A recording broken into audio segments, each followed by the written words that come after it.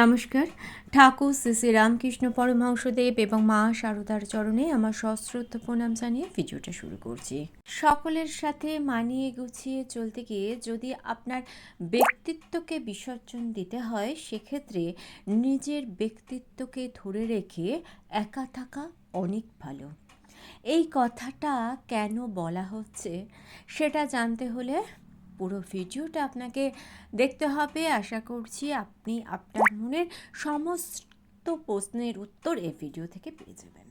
আপনার আজকে নেওয়া একটা সিদ্ধান্ত আপনার ভাগ্য পরিবর্তন করে দিতে পারে, আর সেই জন্যই আপনাকে সিদ্ধান্ত নেওয়ার সময় সচেতন হতে হবে এবং সিদ্ধান্ত নিতে হবে বুদ্ধি দিয়ে। আপনার ভাগ্যের লিখন আপনাকেই খণ্ডাতে হবে। তাই শ্রীমা বলে গিয়েছেন, ভাগ্যের লিখন বিধাতার কালি দিয়েই খণ্ডাতে হয়। ভাগ্যে ছিল না তাই হয়নি, এমন কথা মুখে বলা তো দূর, এরকম কথা আপনি মনেও কখনো ভাববেন না। ঠাকুর শ্রী শ্রী রামকৃষ্ণ পরমহংসদেব বলতেন, পুজোর থেকে জপ বড়, জপের থেকে ধ্যান বড়, আর ধ্যানের থেকে বড় ভাব। আপনার মনের ভাবই আপনার কর্মশক্তিকে নিয়ন্ত্রণ করবে। আপনার মনের ভাবই আপনাকে সুখী করতে পারে, আপনার মনের ভাবই আপনাকে দুঃখী করতে পারে। আপনার মনের দ্বারাই এই জগৎ পরিচালিত হচ্ছে। আপনি যদি জগৎকে পরিচালিত করতে পারেন, তাহলে আপনি আপনার নিজের মনকে পরিচালিত করতে পারবেন না। জীবনে ভালো থাকার জন্য, আনন্দে থাকার জন্য কম্প্রোমাইজ এবং স্যাক্রিফাইস দুটোরই প্রয়োজন আছে, কিন্তু এই দুটির মাত্রা যেন কখনোই আপনার ব্যক্তিত্বকে ছাপিয়ে নেওয়া যায়, সেই ব্যাপারে সচেতন কিন্তু আপনাকেই থাকতে হবে। কারণ আপনার ব্যক্তিত্ব যদি পরিবর্তন হয়ে যায়, আখেরে ক্ষতি কিন্তু আপনারই। কারণ সেক্ষেত্রে আপনি আপনার নিজের আত্মমর্যাদা এবং আত্মসম্মান হারিয়ে ফেলবেন, এবং তখন আপনি আপনার নিজের কাছেই ছোট হয়ে যাবেন।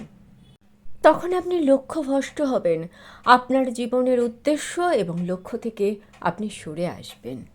ক্যালিফোর্নিয়ায় মনের শক্তি নামক একটি বক্তৃতায় স্বামী বিবেকানন্দ বলছেন, মনের বৈশিষ্ট্যই হচ্ছে এরকম যে কোনো একটি বিষয় সে যদি অনুরক্ত হয়ে যায়, তাহলে যাই ঘটুক না কেন সেই বিষয় থেকে কিন্তু সে কখনোই সরে যায় না। স্বামীজি বলছেন, যে ভারতবর্ষ পরাধীন, যে ভারতবর্ষের মানুষের পেটে অন্ন নেই, অশিক্ষার অন্ধকারে যে ভারতবর্ষ ডুবে রয়েছে কুসংস্কারের বেড়াজালে, যার প্রত্যেকটা নরনারী আবদ্ধ হয়ে রয়েছে, যে ভারতবর্ষের মানুষ একা থাকতে ভয় পায়, নিজেকে দুর্বল মনে করে, আর মনে করে পশ্চিমের জাতিরা হলো রাজার জাতি, তাদের মধ্যেই রয়েছে সমস্ত ক্ষমতা, আর নিজেরা হলো দুর্বল। স্বামীজি আরও বলছেন, যে ভারতবর্ষ আজকে এই অবস্থায় এসে দাঁড়িয়েছে, সেই ভারতবর্ষ বহু বিজ্ঞানের সৃষ্টি করেছে। 1 থেকে 0 পর্যন্ত যে সংখ্যা তোমরা গণনা করে চলেছ, তার সৃষ্টি কিন্তু এই ভারতবর্ষেই। প্রত্যেকেই জানে বীজগণিতের উৎপত্তিও ভারতবর্ষেই। নিউটনের জন্মের আগেই ভারতবর্ষ জানত মধ্যাকর্ষণ শক্তির কথা। আর আজকের এই ভারতবর্ষের অবনতির কারণ হচ্ছে তারা নিজেদের শক্তিকেই চেনে না। স্বামীজি বলছেন, ঠাকুর বলেছেন, মন অনন্ত শক্তির অধিকারী। তার কারণ হলো এই মনই তো আত্মা, তবে চঞ্চল অশুদ্ধ মন নয়। মনকে হতে হবে শান্ত, শুদ্ধ ও পবিত্র। তাই ঠাকুর বলছেন, শুদ্ধ মনও যা, শুদ্ধ বুদ্ধিও তাই, আবার শুদ্ধ আত্মাও তাই। মনের এই শক্তির সাহায্যেই বাইরের মনের জগৎ ও ভেতরের মনের জগতের গবেষণা মানুষ করে চলেছে। আগেও যেমন করেছে, আজকেও তেমনই করছে। আপনার মনকে শান্ত, শুদ্ধ, পবিত্র রাখা আপনার কাজ। তারপরে আপনার মনের কথায় আপনি চলবেন, সকলের কথায় আপনি চলবেন না। আপনার মন যাতে সায় দেবে, আপনি সেই পথেই চলবেন। সকলের সাথে কম্প্রোমাইজ করতে গিয়ে আপনি আপনার মনকে কখনোই অবহেলা করবেন না। আপনার মনের সমস্ত চাওয়া পাওয়াকে আপনি পূর্ণ করতে পারেন আপনার মনের আধ্যাত্মিকতার সাহায্যে। কারণ আধ্যাত্মিকতা আপনাকে এতটাই শক্তিশালী করবে যে আপনি কখনোই নিজেকে তুচ্ছ বলে মনে করবেন না। আপনি মনে করবেন আপনি সেরা, আর এটাই হচ্ছে ধর্মের বাহাদুরি। আসল কথা হলো, ধর্মের মধ্যে এমন কিছু রয়েছে যা মানুষের মধ্যে যা কিছু শ্রেষ্ঠ সেটাকেই ফুটিয়ে তোলে। এই জন্যই ধর্মকে বলা হয় আত্মপ্রকাশের বিজ্ঞান। ধর্মের শক্তি আপনাকে বড় করে তুলবে, আপনাকে শক্তিশালী করে তুলবে, কখনোই আপনার ব্যক্তিত্বকে বিসর্জন দিতে দেবে না। আপনার ব্যক্তিত্বকে বিসর্জন দেওয়ার যখন প্রশ্ন আসবে, তখন সেই পথে অন্তরায় হয়ে দাঁড়াবে আপনার ধর্ম। কারণ আধ্যাত্মিকতার সাহায্যে আপনি 5টি গুণের অধিকারী হবেন।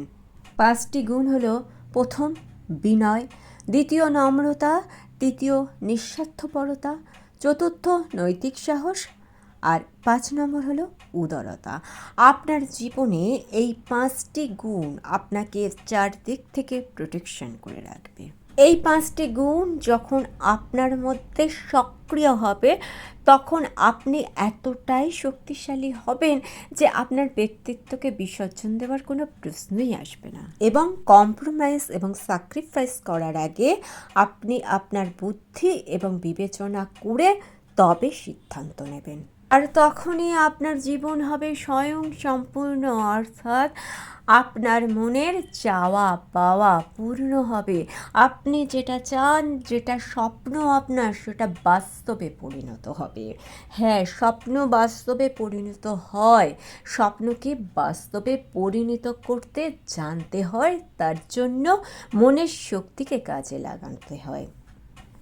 নিজেরাই একটু পরীক্ষা করে দেখতে পারেন যে আপনি যদি আপনার মনকে শুদ্ধ করে নেন, আপনি যেটা চাইছেন আপনি সেটা পাবেন।